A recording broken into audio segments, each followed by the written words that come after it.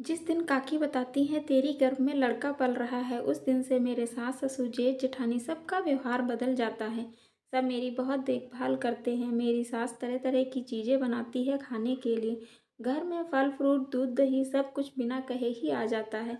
अब तो मुझे हर काम को संभाल कर करने के लिए बोलते हैं। कोई भी मुझे एक भी पल के लिए अकेला नहीं छोड़ता है।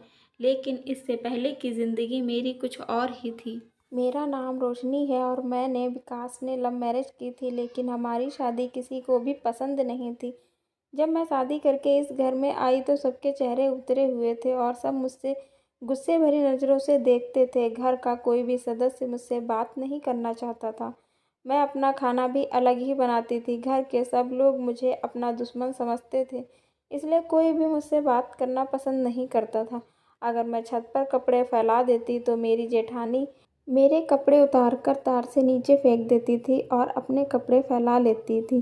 सास तो मेरी अगर सुबह सुबह शक्ल देख लेती तो दोबारा फिर से नहाती थी।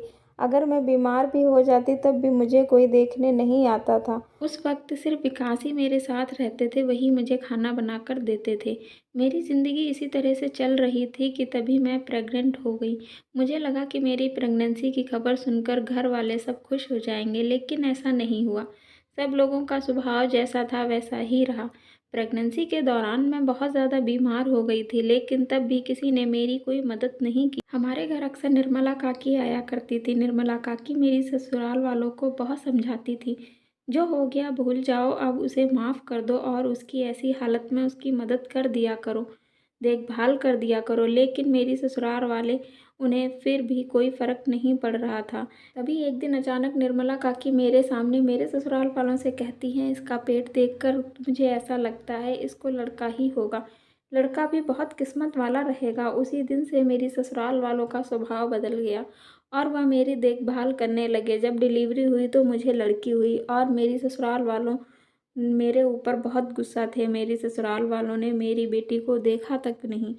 तभी निर्मला काकी आती हैं। मैं रोते हुए उनसे पूछती हूँ, आपने तो मुझसे कहा था मुझे लड़का होगा, लेकिन मुझे तो लड़की हुई और अब तो मेरी ससुराल वाले मुझसे बात भी नहीं कर रहे, आपने झूठ क्यों बोला था? तब निर्मला काकी मुस्कुराते हुए कहती हैं, बहू लड़का हो या लड़की दोनों एक बराबर होते हैं और तेरा तो पहला बच्चा है, तुझे तो खुश होना चाहिए।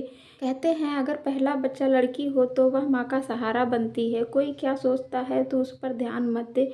उस वक्त तुझे सहारे की ज़रूरत थी, इसलिए मैंने बोल दिया था कि तुझे लड़का होगा ताकि तेरी ससुराल वाले तेरी देखभाल करने लगे।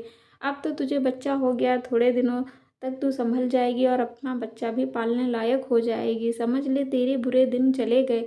लड़का हो या लड़की, ये देना तो ईश्वर के हाथ में है और लड़कियां बुरी नहीं होती, तू भी किसी की लड़की है, इसलिए तू माँ बनने की खुशी मना और अपनी बच्ची की देखभाल कर। काकी की यह बातें सुनकर मेरे मन को बहुत शांति मिली और मैं अपनी बेटी को अपनी गोद में लेकर बहुत खुश हुई।